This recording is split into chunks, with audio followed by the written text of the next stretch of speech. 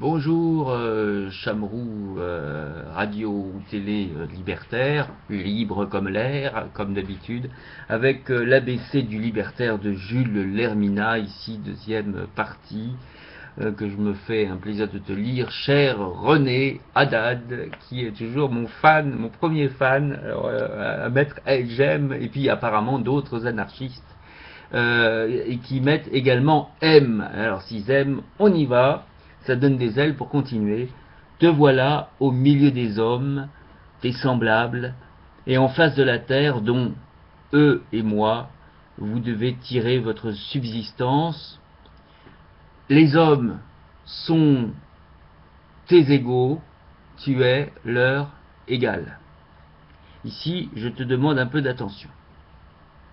Quand tu parles d'égalité, aussitôt on te rabroue, en affirmant que l'égalité est une utopie, que la nature même la dénie, que les hommes viennent sur la terre avec des organismes dissemblables, les uns plus forts, les autres plus débiles, les uns très intelligents, les autres de faibles cerveaux, et de ces prémices on part pour justifier les inégalités sociales, la misère en face de la richesse, le salariat et le capitalisme, l'ignorance et l'éducation supérieure, et par suite la bataille humaine avec ses égorgements et ses épouvantes.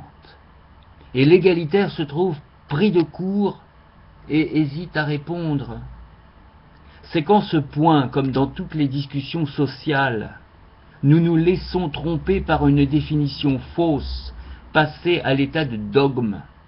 L'égalité existe entre les hommes au point de départ, c'est-à-dire que tous les hommes viennent sur la terre avec la volonté de vivre, avec des besoins matériels et moraux qui sont égaux en principe. L'homme qui a faim est l'égal de l'homme qui a faim.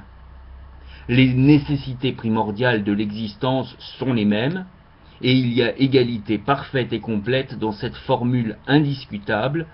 Tous les hommes, sans exception, ont la volonté et le droit de satisfaire leurs besoins et d'utiliser leurs facultés physiques et morales.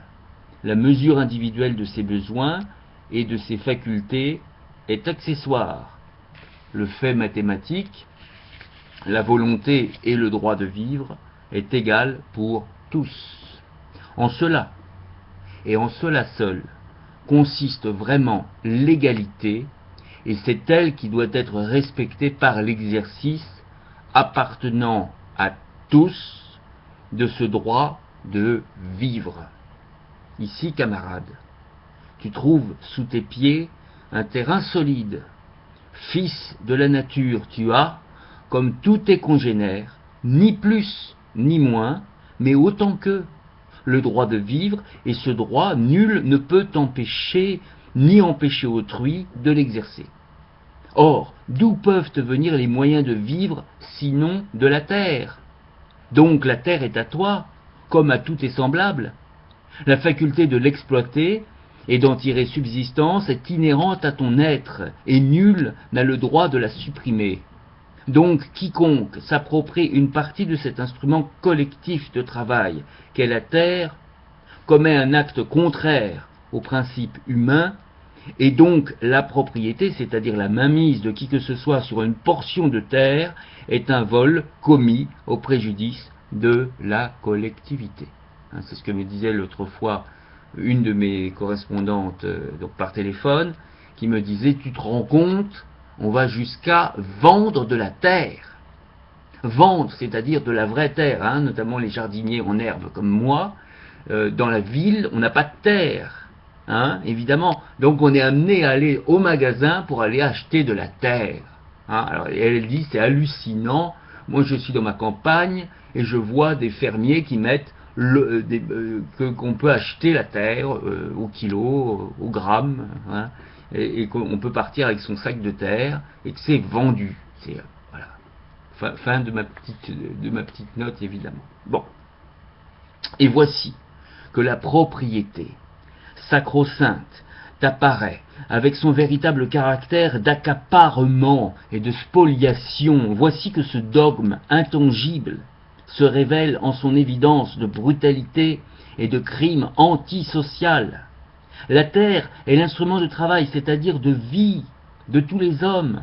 Quiconque se l'approprie vole l'humanité, et quand il prétend donner à ce vol la sanction de la perpétuité, il commet un acte à la fois si illogique et si monstrueux qu'on s'étonne à bon droit qu'il ait pu être perpétré. Mais pour s'autoriser, pour éterniser cette iniquité, la société depuis des siècles a créé cette autre iniquité, l'autorité, c'est-à-dire l'appel à la force contre le droit, le recours à la violence contre les justes revendications. En s'appuyant sur l'idée de Dieu, créateur et propriétaire universel, elle a imaginé par un habile procédé d'escroquerie la concession faite par cette puissance mystérieuse au profit de quelques-uns de la terre divisée en parcelles, et de cette injustice première, toutes les injustices ont découlé. Donc, camarades, nie la propriété du sol comme tu as nié Dieu, comme tu vas nier tout à l'heure toutes les fantaisies criminelles et persécutrices dont la propriété est la source. Par la propriété, la liberté a disparu.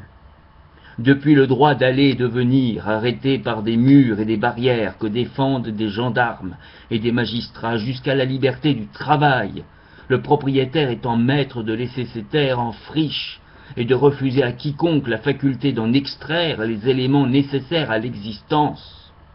La propriété n'est pas seulement le vol, elle est le meurtre, car c'est par elle que procède l'exploitation de l'homme par l'homme, le droit mensonger du possédant à ne concéder le droit au travail qu'à son profit en échange d'un salaire dérisoire. Elle est la créatrice du prolétariat, la faiseuse de misère, la manifestation atroce et cruelle de l'égoïsme, de l'avidité et du vice. Elle est la plus grande tueuse d'hommes. La propriété est le meurtre, car c'est en vertu de ce droit prétendu, appuyé uniquement sur la spoliation, sur la conquête et par conséquent sur la force, que des groupes d'hommes se sont déclarés seuls jouisseurs d'une portion plus ou moins vaste du sol, s'en sont prétendus les maîtres absolus, élevant entre leurs territoires respectifs des barrières sous le nom de frontières, et ont créé chez ces groupes décorés du nom de nations des sentiments de haine, de rivalité qui se traduisent perpétuellement par les pires violences, assassinats en nombre, incendies, viols et autres manifestations de la bestialité humaine.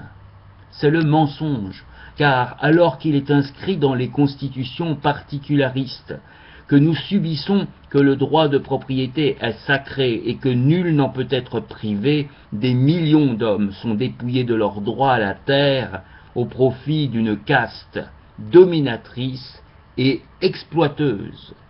La propriété est l'expression de l'égoïsme à sa plus haute puissance.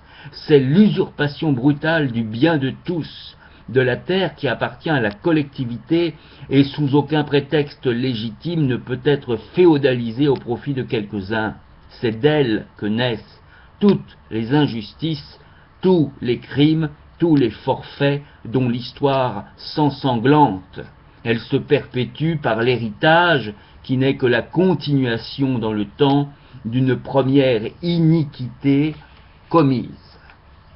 La propriété a double forme, elle s'impose encore sous le nom de capital, et le capital est, comme la propriété, le vol, le meurtre et l'injustice. La terre appartenant à l'humanité tout entière, à la collectivité, aussi à l'humanité et à la collectivité appartiennent ses produits.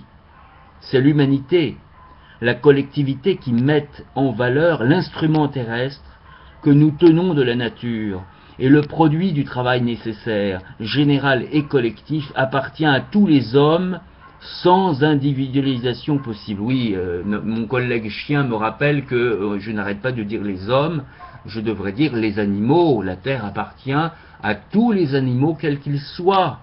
Voilà, je rappelle. Merci, cher collègue chien, qui vient de me rappeler à la raison. En même temps, on peut, voilà, transformer, entre guillemets, enfin, en mettant une petite note, je transforme légèrement. On devrait aussi changer le texte en version mixte, c'est-à-dire au lieu de dire nous les hommes, on devrait dire nous les femmes et les hommes, hein, soyons galants, hein. Donc nous les hommes, en rajoutant évidemment le côté mixte, et nous les hommes et les animaux et les plantes et tout ce qui vit doit pouvoir vivre sur terre en harmonie. Voilà, donc ça c'est mes petites notes personnelles libres, hein, voilà, libres de se dire, parce que les gens me disent ouais, arrête de parler, de papoter dans le texte, mais je t'informe, et je viens de l'apprendre, que ce texte est déjà libre en audio, hein, donc et tu te renseignes sur les mouvements anarchistes là, qui donnent tout ce genre d'infos totalement gratuites. Donc eh bien tu l'as sans mes papotages, et donc avec mes papotages, ma liberté de parole, hein, de parler, eh bien c'est sur Chamrou Télé, je parle, voilà, je papote, et si ça ne te plaît pas, bah tu passes ton chemin. Je suis libre de papoter, tu es libre de venir m'écouter ou pas, tu m'écoutes pas, il n'y a pas de problème, tu vois. Donc voilà. Et alors évidemment on dira ouais, mais mon cher Cham, toi-même tu es qu'un capitaliste, comme disait Mouna, hein, Mouna Guigui. Ah oui, ça m'a touché hier quand j'ai entendu que Jean-Paul Bourg connaissait Aguigui Mouna.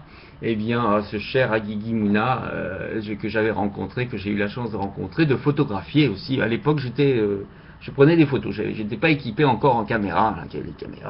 Les caméras pas chères sont arrivées bien tardivement. Et donc, quand j'étais jeune, quand j'avais 10 ans, c'était les photos. Voilà. Et donc, j'ai rencontré Aguigui. J'ai dit, je peux prendre une photo? Il m'a dit oui. Il y a un très très beau dessin qui a été fait entre-temps par Jeff Batelier aussi, où il disait la société caca, pipi, taliste, hein. Donc donc voilà. Alors je suis actuellement en train de faire en sorte, mais bon, de faire en sorte j'aimerais créer une structure qui soit accessible à tous, ne serait-ce que par exemple un café associatif qui permettrait d'avoir un prix libre, et les gens ils donnent ce qu'ils veulent comme ils peuvent, et s'ils ont pas, ils peuvent pas, ils donnent au moins 1 centime, tu vois, mais comme ça ils peuvent boire, et il y a entre guillemets voilà, il y a le partage des paroles, partage d'un lieu. Alors après, voilà, on voit qu'est-ce qu'il est possible de faire, mais effectivement, voilà, donc effectivement, je ne cacherai pas que je suis effectivement un nanar, mais tout récent, voilà, tout récent, voilà, tout récent, je découvre, hein, voilà, voilà, je suis l'idée nanar me plaît maintenant. Après, je suis un nanar pacifiste, hein, donc pour la non violent, hein, pour la non violence, donc pour la négociation déjà verbale, et par le partage des richesses intellectuelles, culturelles de par le monde. Et YouTube nous permet ça, justement, d'échanger, de partager dans le monde entier ce que bon nous semble, hein. On a envie de partager, on partage. Voilà, c'est ça l'avantage. Même si effectivement YouTube là actuellement, dès que je fais un texte anarchiste, c'est hallucinant, mais il me renvoie à la page d'accueil, c'est hallucinant, hein, mais vraiment hallucinant. J'ai jamais vu ça. C'est-à-dire que c'est pour ça que j'ai jamais vu ça, hein, vraiment hallucinant, quoi. Mais bon, je vais essayer cette fois-ci, je vais voir si je suis renvoyé à la page d'accueil pour ce cher Jules Lermina. À bientôt, j'espère, sur Radio Cham, si on peut plus dire anarchiste, parce que ça te plaît pas, parce que je me fais alpaguer en version page d'accueil, bah à ce moment-là je dirais libre, voilà, Cham libre, voilà. Homme libre, oiseau libre. Voilà, si ça. Parce que bah, à chaque fois se retrouver en page d'accueil, c'est pas super sympa. Comme si j'avais dit un gros mot, quoi. Anarchiste, c'est le gros mot qu'il faut absolument pas dire. Alors qu'on sort le drapeau non pas noir, mais le drapeau blanc de la paix entre les hommes. Voilà, tu vois, c'est tout. Et avec respect des différences des uns et des autres. C'est tout ce qu'on réclame. À bientôt. Alors.